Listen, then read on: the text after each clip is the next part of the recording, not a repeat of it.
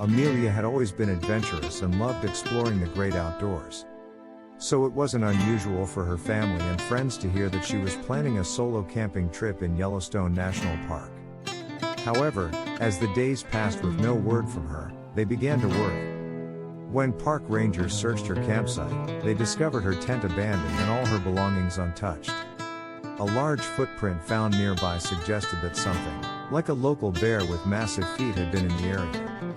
As the search intensified, more clues suggested that Amelia may have been the victim of bear attack. Months passed, and hope for Amelia's safe return dwindled. The belief was that she may have been dragged into a cave. However, a group of hikers a couple of months later discovered a shallow grave near a riverbank, and investigators were called to the scene. The body was identified as Amelia's, and it was clear that she had been the victim of a brutal assault. Park officials were shocked and deeply disturbed by the crime, and visitors were warned to exercise caution while exploring the park. The incident rocked the community and sparked a nationwide conversation about safety in national parks. Although the perpetrator was never caught, the memory of Amelia lingered like a ghost in the park, haunting those who knew and loved her, and serving as a grim reminder to never camp alone.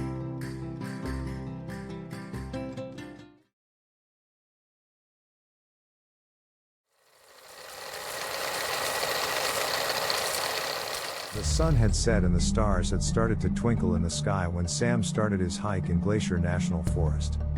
He was an experienced hiker and had gone on several treks in the past. He had a backpack filled with essentials: a map, a compass, and a water bottle. As he walked, Sam felt the fresh air on his face, smelled the scent of pine trees, and heard the sound of a babbling brook nearby. It was peaceful and he felt free. The first few miles of the hike were easy and he enjoyed the scenery. However, as he continued, the terrain became more challenging. The trail was steep and Sam had to watch his step carefully. He paused to drink some water and glanced at his map, checking his progress. He was about halfway through the trail and felt confident. As he walked, Sam heard a faint sound like a whisper. He stopped to listen, but there was nothing. He shrugged it off and continued. Suddenly he felt a sharp pain in the back of his head and lost consciousness. Sam woke up in total darkness. He was lying on a cold, hard surface and he couldn't move. Panic set in as he realized he had been bound and gagged. He struggled to free himself, but the restraints wouldn't budge.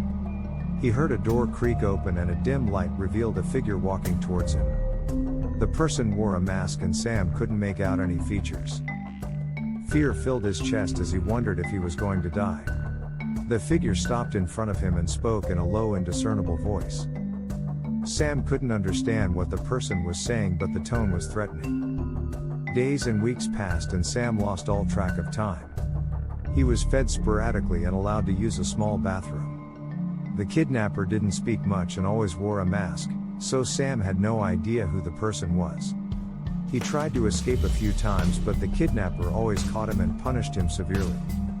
One day Sam woke up feeling different. He didn't know what had changed, but he felt a new strength within him. He started to plot his escape, carefully observing the kidnapper's behavior and movements. One night, the kidnapper came in and Sam attacked him with newfound strength. The struggle was fierce, and although Sam was able to knock the kidnapper out, he suffered several injuries. With the kidnapper unconscious, Sam untied himself and fled into the night, not knowing what lay ahead. When Sam stumbled out of the forest, he had no idea where he was. He was disoriented, weak, and terrified. His clothes were ragged, and his body was covered in bruises and cuts. He tried to remember who he was and how he had ended up in that situation, but his memories were fragmented. He knew his name, age, and general background, but everything else was a blur. He stumbled into a nearby town, and the locals were alarmed by his appearance. They called the police and Sam was taken to the hospital, where he received medical attention and was questioned by authorities. The investigation revealed that Sam had been missing for 12 years. His family had searched for him tirelessly, and although they never gave up hope, they thought he was dead. Sam's reappearance shocked everyone and the story went viral. People from all over the world wanted to know how he had survived and why he hadn't aged a day. Sam's recovery was slow, and he suffered from severe PTSD and trauma. He had no memory of his captivity, and his mind had fragmented his experiences into a series of disjointed images and sensations. The authorities tried to find the kidnapper, but their efforts were fruitless. Sam's case remained unsolved, and although he received support from his family and the community, he never fully recovered. Sam's experience haunted him for the rest of his life. Despite the near-death experience, he continues to hike and camp to this very day.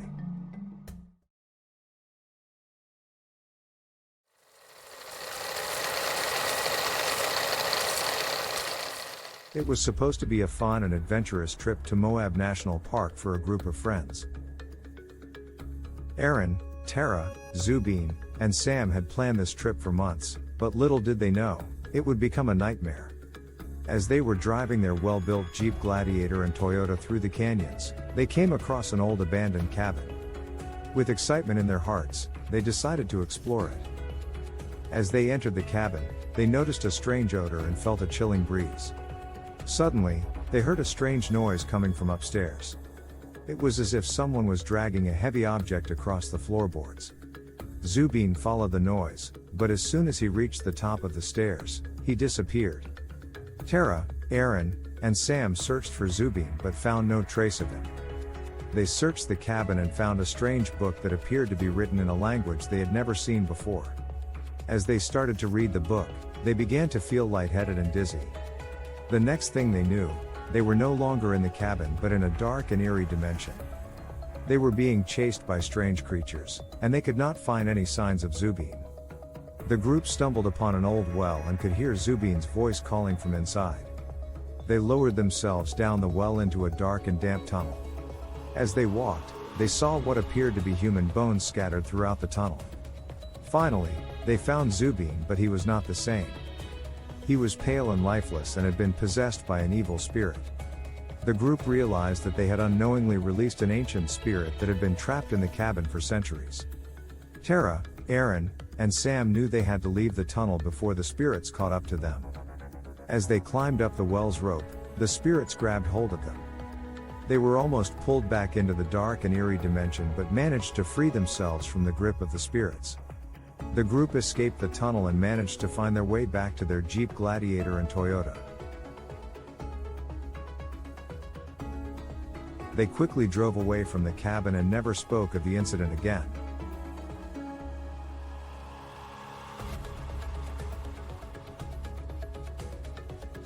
From that day on, they knew that some places were not meant to be explored, and some spirits were not meant to be awakened.